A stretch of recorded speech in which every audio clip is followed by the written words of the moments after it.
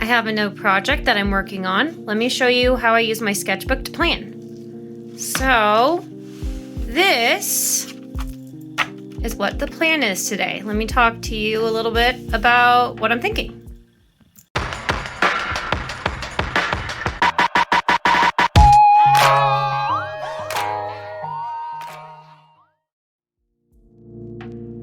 All right, so now I can tell you a little bit more about the plan that I had sketched out in my sketchbook.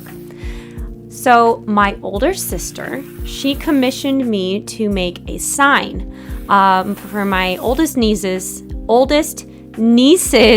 teacher. And her teacher's name is Miss Heidi, and my sister gave me free rein to let me daydream about what kind of sign I would like to make.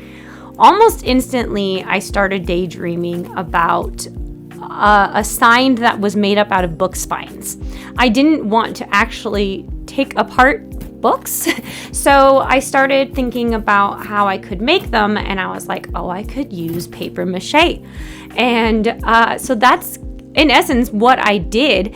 Instead of making paper mache with like a flour mix, because I was a little concerned that maybe would go bad or mold, because I hadn't really done paper mache since elementary school.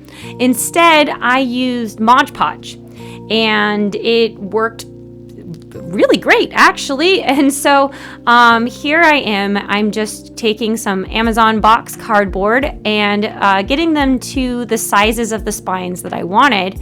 And I just coated the newspaper with the Modge Podge like you would with any other paper mache thing, and attached it to a wood plank that I had. And it was pretty relaxing, very messy, but it was a great way to spend a day working with my hands in this messy and just blasting music and going. So as I was doing this, though, I was trying to think about what books I wanted to put on there.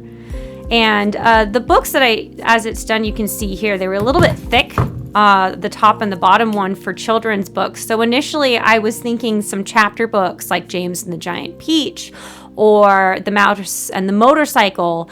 And when I brought these up to my sister, she's like, oh, those are great books, but that's like a little bit older in the grade level. And I was like, oh, you're right.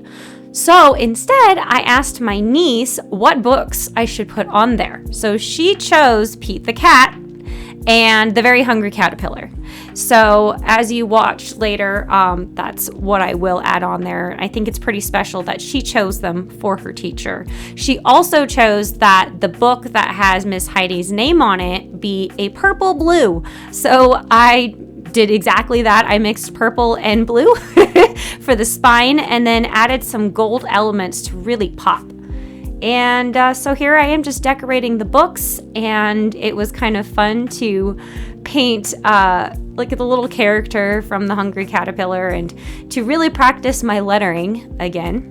But this was a very simple project. I was able to complete this in 2 days, one day doing the paper mache elements, and then the following day I was able to finish with the painting. So in essence, this really wouldn't be too terribly of a hard craft to teach people.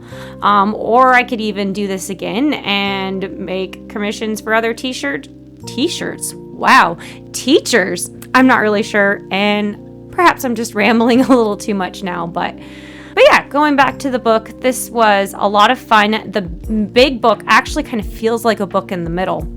And then the edges, it took me a while. I was going to glue in some actual papers. Instead, I just kind of drew on the edges so it kind of looked like the papers instead. Maybe in the future I could figure out how to get some papers there and glue them together, but I am satisfied with how it turned out. I have some hooks that will help hang up this sign. I also covered the back in a solid black. My niece is going to use either a white or a silver pen, and she gets to write her own message on the back to her teacher. And yeah, it was just so much fun to do this. I appreciate you guys listening to my ramblings as I talked about how I made this book spine sign. Thank you, and I'll see you next video.